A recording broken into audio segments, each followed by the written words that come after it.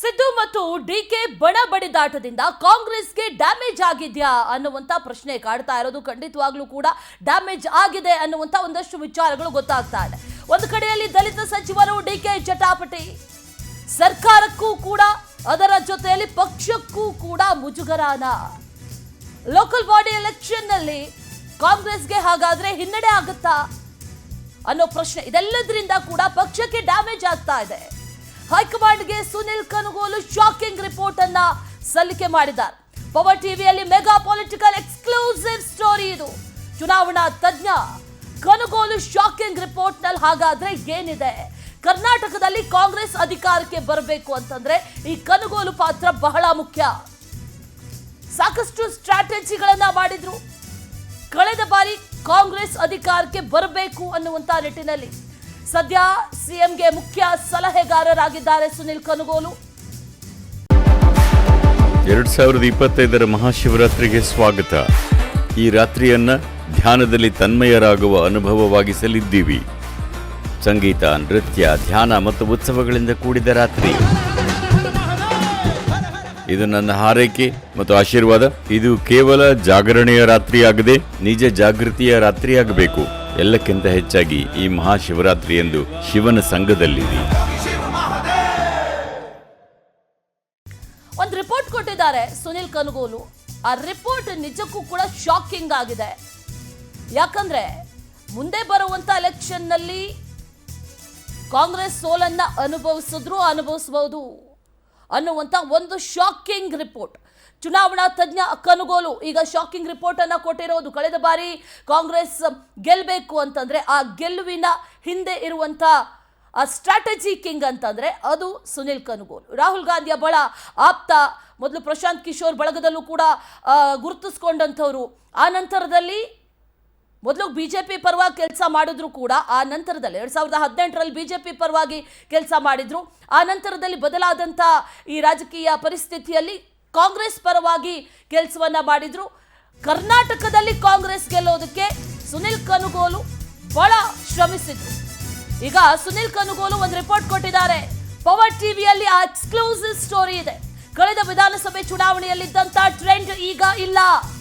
ಆ ರಿಪೋರ್ಟ್ ನಲ್ಲಿರುವಂತ ವಿಚಾರಗಳು ಏನೇನು ಅಂತಂದ್ರೆ ನಿಜಕ್ಕೂ ಕೂಡ ಶಾಕಿಂಗ್ ಆಗಿದೆ. ರಾಜ್ಯ ಸರ್ಕಾರದ ಮೇಲೆ ಜನರಿಗೆ ಇದ್ದಂತ ಆ ಕ್ರೇಜ್ ಇದೆಯಲ್ಲ, ಅದೆಲ್ಲ ಕೂಡ ಕಡಿಮೆ ಆಗಿದೆ. ರಾಜ್ಯ ಸರ್ಕಾರದ ಪ್ರಮುಖರಲ್ಲಿ ಒಗ್ಗಟ್ಟು ಕಾಣ್ತಾ ಇಲ್ಲ, ಉತ್ಸಾಹ ಕಾಣ್ತಾ ಇಲ್ಲ. ಸಿಎಂ, ಕೆಪಿಸಿಸಿ ಅಧ್ಯಕ್ಷರ ವಿಚಾರದಲ್ಲಿ ಕಿತ್ತಾಟ ಶುರುವಾಗಿದೆ. ಇದು ಮುಖಂಡರು ಮತ್ತು ಕಾರ್ಯಕರ್ತರ ಉತ್ಸಾಹಕ್ಕೂ ಕೂಡ ಭಂಗ ತಂದಿದೆ ಅನ್ನುವಂಥ ವಿಚಾರ ಆ ರಿಪೋರ್ಟ್ ನಲ್ಲಿದೆ. ಸರ್ಕಾರ ಮತ್ತು ಪಕ್ಷದ ಇಮೇಜ್ ಅನ್ನ ಹೆಚ್ಚಿಸುವಂತಹ ಕೆಲಸವನ್ನ ಸಚಿವರು ಮಾಡ್ತಾ ಇಲ್ಲ. ಈ ಬಣಬಡಿದಾಟದಿಂದ ಸಚಿವರ ನಡುವೆ ಸಮನ್ವಯತೆ ಇಲ್ಲ ಅನ್ನುವಂಥ ರೀತಿಯಲ್ಲಿ ಆಗೋಗಿದೆ ಅನ್ನುವಂಥ ಒಂದಷ್ಟು ಶಾಕಿಂಗ್ ರಿಪೋರ್ಟ್ ಅನ್ನ ಹೈಕಮಾಂಡ್ಗೆ ಈಗ ನೀಡಿದ್ದಾರೆ ಸುನಿಲ್ ಕನಗೋಲು ಅನ್ನುವಂಥ ಮಾಹಿತಿ ಲಭ್ಯ ಆಗ್ತಾ ಇದೆ. ಮತ್ತಷ್ಟು ಡೀಟೇಲ್ಸ್ ಅನ್ನ ನೀಡ್ತಾರೆ ನಮ್ಮ ಪ್ರತಿನಿಧಿ ಆನಂದ್. ನೇರ ಸಂಪರ್ಕದಲ್ಲಿ ಜಾಯಿನ್ ಆಗ್ತಾ ಇದ್ದಾರೆ. ಆನಂದ್, ಗಮನಿಸ್ತಾ ಇದೀವಿ ಸುನಿಲ್ ಕನಗೋಲು ರಾಜ್ಯದಲ್ಲಿ ಕಾಂಗ್ರೆಸ್ ಗೆಲ್ಲಬೇಕು ಅಂತಂದ್ರೆ ಕಳೆದ ಬಾರಿ ಎಷ್ಟೇ ಶ್ರಮ ವಹಿಸಿದ್ರು, ಯಾವ ರೀತಿ ಸ್ಟ್ರಾಟಜಿಯನ್ನ ಮಾಡಿದ್ರು, ಅದೇ ಸ್ಟ್ರಾಟಜಿಯಿಂದ ಗೆದ್ದಿರುವಂಥದ್ದು ಕೂಡ ಗೊತ್ತಿರುವಂಥ ವಿಚಾರ. ಆದರೆ ಈಗ ಒಂದು ರಿಪೋರ್ಟ್ ಅನ್ನ ಕೊಟ್ಟಿದ್ದಾರೆ. ಈ ರಿಪೋರ್ಟ್ ಅಲ್ಲಿ ಪ್ರಮುಖವಾಗಿ ಏನೇನಿದೆ, ಸದ್ಯಕ್ಕೆ ಏನಾದರೂ ಮೇಜರ್ ಶಾಕಿಂಗ್ ಅನ್ನುವಂಥ ನಿಟ್ಟಿನಲ್ಲಿ ಏನಾದರೂ ಕಾಣಿಸ್ತಾ ಇದೆಯಾ? ಡೀಟೇಲ್ಸ್ ಅನ್ನ ಕೊಡೋದಾದ್ರೆ ಆನಂದ್.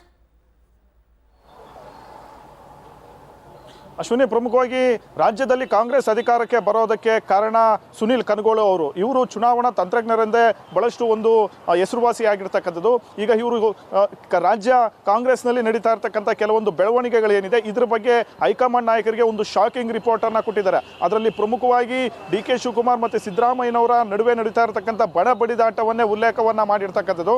ಪ್ರಮುಖವಾಗಿ ಈ ಒಂದು ಬಣ ಬಡಿದಾಟ ಗುಂಪುಗಾರಿಕೆಯಿಂದ ಸರ್ಕಾರ ವರ್ಚಸ್ಸು ಕಳೆದುಕೊಳ್ತಾ ಇದೆ. ಈ ಹಿಂದೆ ಇದ್ದಂಥ ಟ್ರೆಂಡ್, ಸರ್ಕಾರ ರಚನೆ ಆದಂಥ ಸಂದರ್ಭದಲ್ಲಿ ಇದ್ದಂಥ ಟ್ರೆಂಡ್ ಮತ್ತೆ ವಿಧಾನಸಭೆ ಎಲೆಕ್ಷನ್ಗಿಂತ ಮುಂಚೆ ಇದ್ದಂಥ ಒಂದು ಟ್ರೆಂಡ್ ಈಗಿಲ್ಲ ಅನ್ನೋ ಒಂದು ವಿಚಾರವನ್ನ ಆ ಒಂದು ರಿಪೋರ್ಟ್ ಅಲ್ಲಿ ಪ್ರಸ್ತಾಪ ಮಾಡಿರ್ತಕ್ಕಂಥದ್ದು. ಜೊತೆಗೆ ಸಚಿವರ ಒಂದು ಕಾರ್ಯವೈಖರಿನೂ ಕೂಡ ಸರಿ ಇಲ್ಲ ಅನ್ನೋ ಒಂದು ಅಂಶವನ್ನ ಆ ಒಂದು ರಿಪೋರ್ಟ್ ಅಲ್ಲಿ ಉಲ್ಲೇಖ ಮಾಡಿರ್ತಕ್ಕಂಥದ್ದು. ಈ ಒಂದು ಬಣ ಬಡಿದಾಟದಿಂದ ಸಚಿವರ ನಡುವೆ ಇಲ್ಲಿ ಸಮನ್ವಯತೆ ಕೊರತೆ ಎದ್ದು ಕಾಣ್ತಾ ಇದೆ. ಇಲಾಖೆಗಳಲ್ಲಿ ಯಾವುದೇ ರೀತಿಯ ಒಂದು ಬದಲಾವಣೆಗಳನ್ನ ತರ್ತಾ ಇಲ್ಲ. ಜೊತೆಗೆ ಕಾರ್ಯಕರ್ತರ ಬಳಿ ಹೋಗ್ತಕ್ಕಂಥ ಯಾವುದೇ ಕೆಲಸವನ್ನ ಸಚಿವರು ಮಾಡ್ತಾ ಇಲ್ಲ ಅನ್ನೋ ಒಂದು ಅಂಶವನ್ನ ಇಲ್ಲಿ ಹೈಲೈಟ್ ಮಾಡಿರ್ತಕ್ಕಂಥದ್ದು. ಹಾಗಾಗಿ ರಾಜ್ಯ ಕಾಂಗ್ರೆಸ್ ಈ ಒಂದು ಬಣ ಬಡಿದಾಟ ಏನಿದೆ ಇದು ಮುಂಬರ್ತಕ್ಕಂಥ ಸ್ಥಳೀಯ ಸಂಸ್ಥೆಗಳ ಚುನಾವಣೆ ಮೇಲೆ ತೀವ್ರವಾದಂಥ ಒಂದು ಪರಿಣಾಮ ಬೀರುತ್ತೆ. ಈ ಕೂಡಲೇ ಹೈಕಮಾಂಡ್ ನಾಯಕರು ಎಚ್ಚೆತ್ತುಕೊಂಡು ಈ ಒಂದು ಗೊಂದಲಗಳನ್ನು ಬಗೆಹರಿಸಬೇಕು, ಈ ಒಂದು ಬಿಕ್ಕಟ್ಟು ಗುಂಪುಗಾರಿಕೆಗೆ ಮದ್ದೆರಚಬೇಕು ಅನ್ನೋ ಅಂಶವನ್ನ ಸುನಿಲ್ ಕನಗೋಳು ಅವರು ಉಲ್ಲೇಖ ಮಾಡಿರ್ತಕ್ಕಂಥದ್ದು. ಹೀಗಾಗಿ ಹೈಕಮಾಂಡ್ ನಾಯಕರು ಕೂಡ ಈ ಒಂದು ರಿಪೋರ್ಟ್ ಅನ್ನ ಬಹಳಷ್ಟು ಒಂದು ಗಂಭೀರವಾಗಿ ಪರಿಗಣನೆಗೆ ತೆಗೆದುಕೊಂಡಿದ್ದಾರೆ. ಈ ಹಿನ್ನೆಲೆಯಲ್ಲೇ ರಾಜಣ್ಣ, ಸತೀಶ್ ಜಾರಕಿಹೊಳಿ, ಪರಮೇಶ್ವರ್ ಇವರೆಲ್ಲ ಏನು ಬಹಿರಂಗವಾಗಿ ಸ್ಟೇಟ್ಮೆಂಟ್ಸ್ ಅನ್ನ ಕೊಡ್ತಾ ಇದ್ರು, ಆ ಒಂದು ಸ್ಟೇಟ್ಮೆಂಟ್ಗೆ ಕಡಿವಾಣ ಆಗ್ತಕ್ಕಂಥ ಒಂದು ಕೆಲಸವನ್ನ ಮಾಡಿದ್ದಾರೆ. ಬಹಿರಂಗವಾಗಿ ಯಾರು ಮಾತಾಡಿದ್ರು ನಾವು ಸಹಿಸಲ್ಲ ಅನ್ನೋ ಒಂದು ಎಚ್ಚರಿಕೆಯನ್ನ ಈಗಾಗಲೇ ಕೆ ಎನ್ ರಾಜಣ್ಣವರೆಗೂ ಕೂಡ ರವಾನೆ ಮಾಡಿರ್ತಕ್ಕಂಥದ್ದು.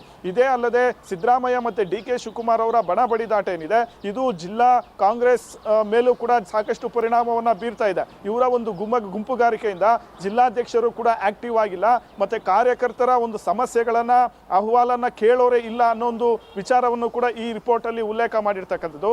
ಹಾಗಾಗಿ ಪ್ರತಿಯೊಬ್ಬ ಸಚಿವರಿಗೂ ಕೂಡ ಈಗಾಗಲೇ ಏನು ಜವಾಬ್ದಾರಿಗಳನ್ನ ಕೊಟ್ಟಿದ್ದಾರೆ, ಉಸ್ತುವಾರಿ ಜವಾಬ್ದಾರಿಗಳನ್ನ ಕೂಡಲೇ ಅವ್ರ ಕ್ಷೇತ್ರಗಳತ್ತ ಹೋಗಿ ಅಲ್ಲಿರ್ತಕ್ಕಂಥ ಶಾಸಕರು ಮತ್ತೆ ಜಿಲ್ಲಾಧ್ಯಕ್ಷರು ಮತ್ತೆ ಬೂತ್ ಮಟ್ಟದ ಒಂದು ಕಾರ್ಯಕರ್ತರನ್ನು ಕೂಡ ವಿಶ್ವಾಸಕ್ಕೆ ತೆಗೆದುಕೊಂಡು ಅವ್ರ ಜೊತೆ ಮಾತುಕತೆಯನ್ನ ನಡೆಸಬೇಕು ಅನ್ನೋ ಒಂದು ವಿಚಾರವನ್ನು ಕೂಡ ಅವರು ಉಲ್ಲೇಖ ಮಾಡಿರ್ತಕ್ಕಂಥದ್ದು. ಸದ್ಯ ಇದೇ ಒಂದು ರೀತಿಯ ಒಂದು ಬಣ ಬಡಿದಾಟ ಗುಂಪುಗಾರಿಕೆ ಮುಂದುವರೆದ್ರೆ ಮುಂದೆ ಬರ್ತಕ್ಕಂಥ ಒಂದು ಚುನಾವಣೆಗಳ ಮೇಲೆ ವ್ಯತಿರಿಕ್ತ ಪರಿಣಾಮ ಬೀರುತ್ತೆ. ಜೊತೆಗೆ ಚುನಾವಣೆಯನ್ನ ಗೆಲ್ಲೋದು ಕೂಡ ಬಹಳ ಕಷ್ಟ ಆಗುತ್ತೆ. ಇದೇ ಅಲ್ಲದೆ 2028ಕ್ಕೂ ಕೂಡ ಅಧಿಕಾರಕ್ಕೆ ಬರೋದು ಡೌಟ್ ಅನ್ನೋ ವಿಚಾರವನ್ನ ಅವರು ಪ್ರಸ್ತಾಪ ಮಾಡಿರ್ತಕ್ಕಂಥದ್ದು. ಹಾಗಾಗಿ ಸುನಿಲ್ ಕನಗೋಳು ಅವರು ಏನಕ್ಕೆ ಒಂದು ರಿಪೋರ್ಟ್ ಅನ್ನ ಕೊಟ್ಟಿದ್ದಾರೆ, ಈ ರಿಪೋರ್ಟ್ ಅನ್ನು ಕೂಡ ಈಗ ಹೈಕಮಾಂಡ್ ನಾಯಕರು ಬಹಳಷ್ಟು ಒಂದು ಗಂಭೀರವಾಗಿ ತೆಗೆದುಕೊಂಡು ರಾಜ್ಯ ಕಾಂಗ್ರೆಸ್ನಲ್ಲಿ ನಡೀತಾ ಇರತಕ್ಕಂಥ ಬೆಳವಣಿಗೆಗಳ ಮೇಲೆ ಸೂಕ್ಷ್ಮವಾದಂಥ ಒಂದು ಗಮನವನ್ನು ಹರಿಸೋದಕ್ಕೆ ಮುಂದಾಗಿದ್ದಾರೆ. ಈಗಷ್ಟೇ ಮೊನ್ನೆ ದಲಿತ ಸಚಿವರಾಗಿ ಕೆಲವೊಂದು ವಿಚಾರಗಳನ್ನ ಹೈಕಮಾಂಡ್ ಬಳಿ ಹೇಳ್ಕೊಂಡು ಬಂದಿದ್ರು. ಈ ಒಂದು ಗುಂಪುಗಾರಿಕೆ ಹೀಗೆ ಮುಂದುವರಿಯೋದು ಬೇಡ, ಇದಕ್ಕೆ ತೆರೆ ಎಳಿಬೇಕು ಅಂತ ಈಗ ಡಿ ಕೆ ಶಿವಕುಮಾರ್ ಅವ್ರಿಗೂ ಕೂಡ ಹೈಕಮಾಂಡ್ ನಾಯಕರು ಬುಲಾವ್ ಕೊಟ್ಟಿದ್ದಾರೆ.